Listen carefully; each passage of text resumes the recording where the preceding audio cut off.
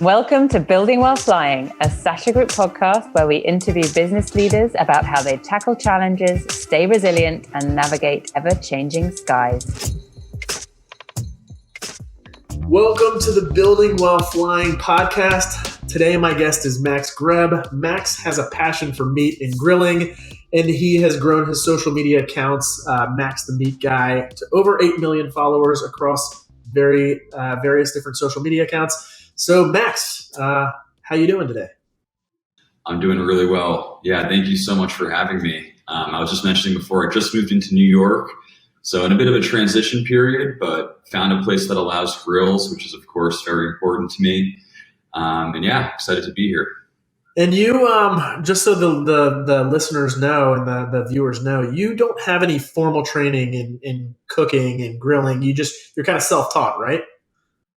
Yeah, exactly. And I think that's how a lot of people get into it as well. You know, there's the chefs out there, the Michelin starred people, but the vast majority of people that love cooking just do it in their backyard for their friends and family. So, you know, I tried to come from a position of not necessarily the expert, but just your average guy who's, you know, who's become very passionate about this subject.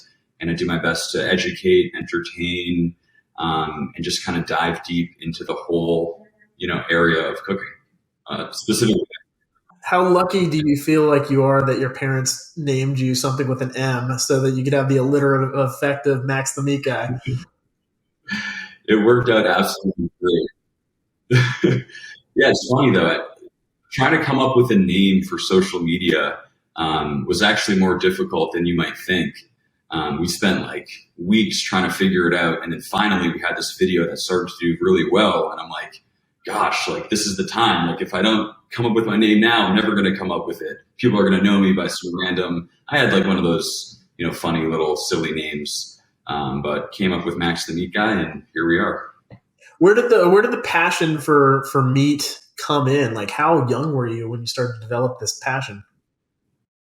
So my first recollection, and this isn't necessarily where the passion started, but my first recollection of cooking over fire was when I was like 5 or 6 years old. My dad got these pork chops and we're just seasoning it super simple, salt and pepper. And I remember being like, wow, we can take this raw thing and turn it into something that not only we can eat, but it's totally delicious. And I just remember thinking, that's crazy that I can do that as a person. Like I don't have to go to a restaurant. I don't need to be a professional. I can actually do that. But I really started getting into it around college. I was living in China for most of the past 10 years. While I was out there, you know, got grills, got really involved in the food industry, even though that wasn't what I was working on. You know, most of my friends had restaurants or were importing, you know, pork from America or all sorts of things like that. So, you know, the past 10 years is where I really, really got into it. And I'm still learning as I go. And I think I'll be learning forever, honestly. You were in China originally you started in school, right? Were you studying like international business or something like that? I think I tend to recall. Yep, exactly. So I studied international business with a focus on Mandarin or China and the Mandarin language. So I went out there for a quick study abroad. It was supposed to be only a few months. Ended up just totally falling in love with the place, the culture, the food, surprisingly, the freedom that I felt, you know, right. Counter to what most people may think, but I just really loved being out there. Ended up getting a job in Shanghai. So I was in Beijing. My brother was in Shanghai. We met up in Shanghai, started a business in the financial services sector, very different than food, obviously. But that is what allowed me to focus on what I was truly passionate about. You know, I had the day job. I was able to get by. And then every night from 5 p.m. to 2 a.m., I was doing something related to the food and cooking world. Right. And so what spurred the change? Like when did you decide, hey, you know what, I'm not going to pursue this career in finance anymore. I'd rather spend all of my energy, you know, thinking, talking, making, and influencing people to think differently about food. When did all that come about? Yeah, so like many people, COVID certainly disrupted my life in a big way. I was living in China, as I mentioned. Things were going great. Had a cat, had an apartment. You know, I was living my life. I was supposed to come back to America for a 3-week round trip quick trip, just, see my family. That was right as the switch got flipped with COVID. Like, it totally popped off globally. They closed the border to Americans coming back to China. So, I'm like, all right, I am sort of trapped in my home country, like not too certain as to whether I'll even at any point be able to get back to my life in China. I was spending a lot of my time working on the financial business, but that was all during, the night hours in America, because our office was open in China during the day. So I would start my working day at like 9 p.m. and go and finish at 4 a.m. And I'm just, during the day, I'm like, what am I doing with my life here? It's a beautiful day. Like, I'm not really doing anything fun. So decided to turn the camera on, film a couple videos. I told myself, I'm the type of person that gets really interested in something, but it often doesn't stick. So I was like, I'm definitely interested in this whole potential video TikTok space that's coming about. Let me actually give it a real shot instead of just having the idea and being excited about it in my head. I was like, I'm going to give myself 30 days. If we don't hit 10,000 followers within 30 days, maybe this isn't for me, but at least I have an end goal in sight. Let's try to make it happen. Ended up crushing that goal, fortunately, and it just sort of continued to progress from there. Gotcha. And you say we, I know your sister is a big part of what you guys do. Explain to us a little bit about how it's like, building a career around a personality, but also doing it hand in hand with somebody you've known your whole life, like a family member.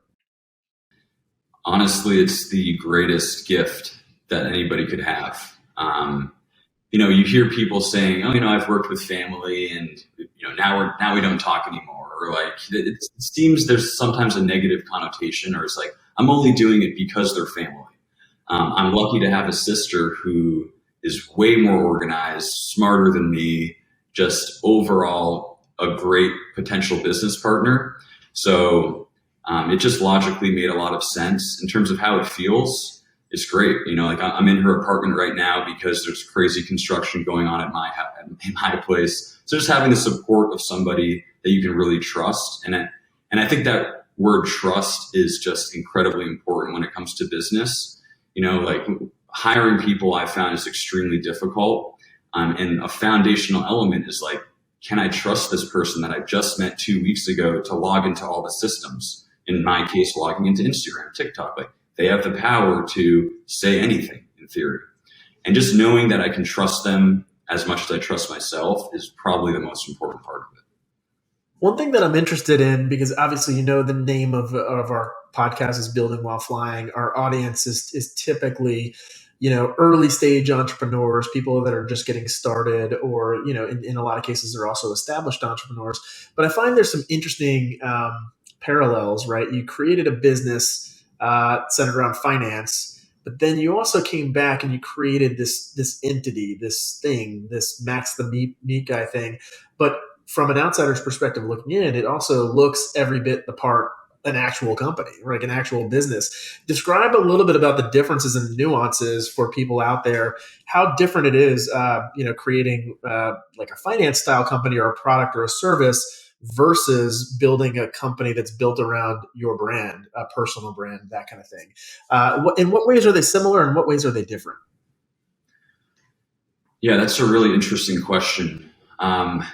Certainly a personal brand is a lot more nuanced than a typical business. When you work for a company or start a business, there's this feeling of, okay, I'm going to the business, I'm going to work on the business.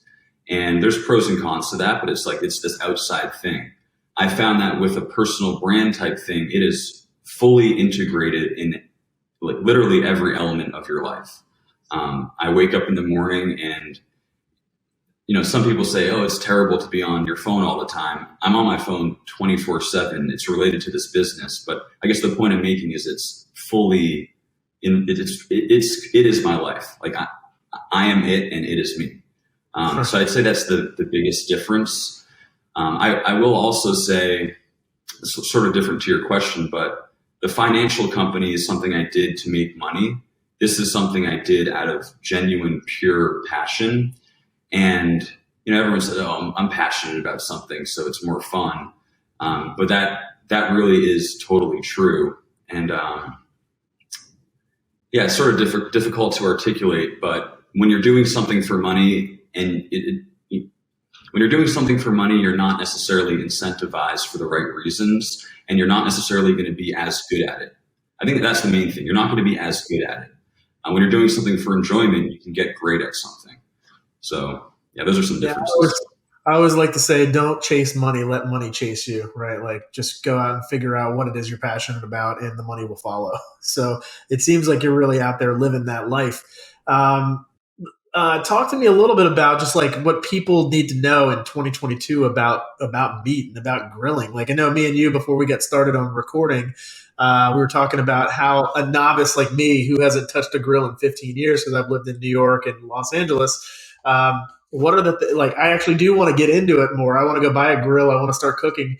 I have no idea where to begin or how to even flip a steak right now. So what do I need to be concerned about if I'm going out and buying something and getting a setup started? How do I begin to grill?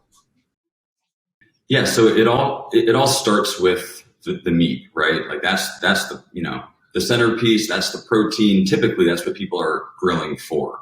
And I say it really comes down to having confidence when you walk into the grocery store, having confidence when you talk to the butcher. I think even for me, I used to go up to the butcher and be like, whoa, there's this huge guy with a bloody apron with a knife in his hand. I'm going to say whatever he says is right. I'm going to buy the first thing I see and get out of there. But having the confidence to go up to them, know what you want, know what you see, ask questions and say, actually the ribeyes today don't look that great compared to the strip loins. I've learned that there's a difference between a ribeye and a strip loin. They're actually quite similar though.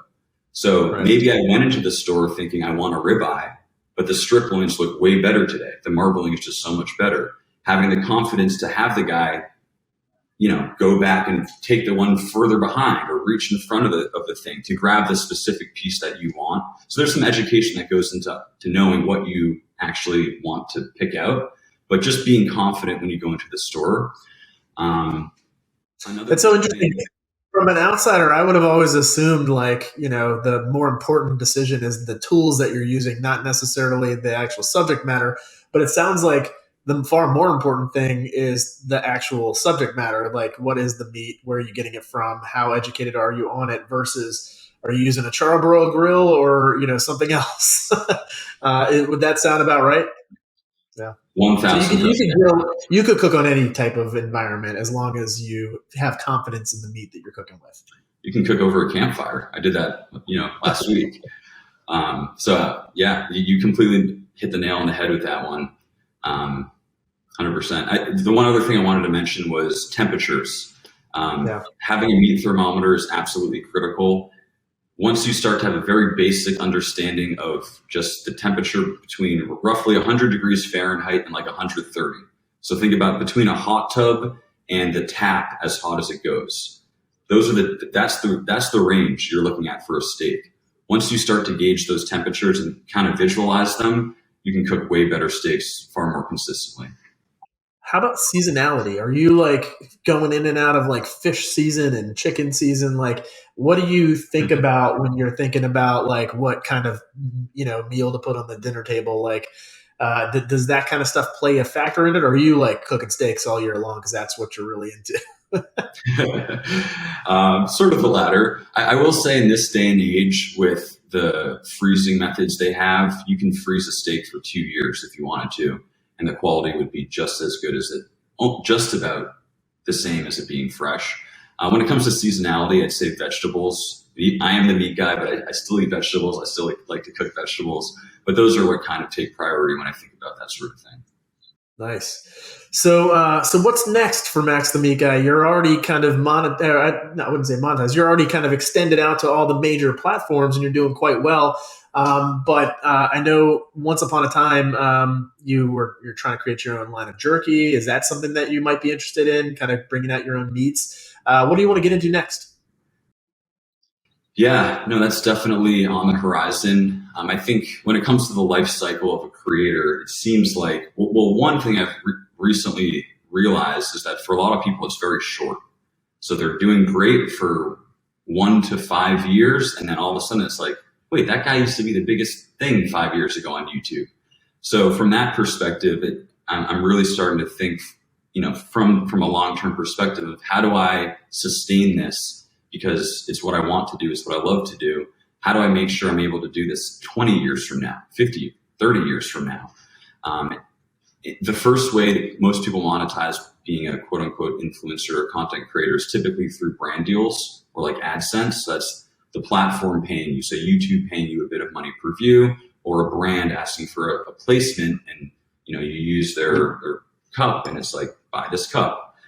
Then the next step is people often release brands. So in my space specifically, everybody has a spice rub. It is literally, there's probably 50 to 100 spice rubs out there. Yeah. And it's like pretty good margins. You can probably sell it for $10. It costs you like $2 or $3 to produce. But the thing is, like, how many spice rubs does any person need? And how much is out there when it comes to, you're on social media. It's like, there's this one, there's this one. So that went through my mind at one point.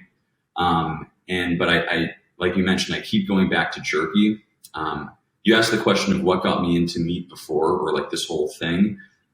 That original jerky business idea is actually what was the initial spark. I was living in China. I was like, these people love jerky. They don't have any high quality options.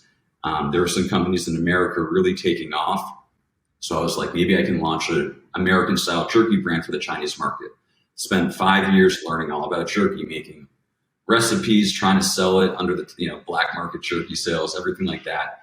Came back to America, recognized that it was a bit more saturated in America. There's tons of jerky brands out there. But then I built the social media following, and now I'm in a position where it's like, leveraging that social media might allow me to cut through the noise of the saturation in this market here.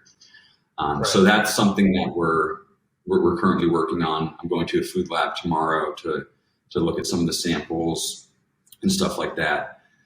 But it's tough, launching a brand. You want to be strategic with it, especially when it's a personal brand. Like, it's one thing I guess that's another distinction between your own brand and a company. It's like, when I release something, it's Max Greb releasing it. It's not necessarily O&G Capital Management, our old company, releasing it. So there's an element of not pride, but just wanting to make sure it's the right thing. Yeah, you're putting your name on it. Yeah. So there's certain quality control that you want to be associated with your brand when it's you. Yeah. Yeah. Totally get that. All right. Well, I don't want to take up too much more of your time. You've been great. Tell everybody, they already know Max the Meat Guy. It's pretty easy to remember, but is there a specific channel that you're focusing on right now that you need some followers on? Let everybody know where you'd like them to follow you. Yeah, thank you. So I'm starting to get more into the long form YouTube content. I started with all, 10 to 30 second videos on TikTok and Instagram. But now we're really focused on the 10-minute, YouTube videos. So if you want to check me out there, I would love that. And also feel free to watch them. Yep, same exact thing, Max the Meat Guy, across everything.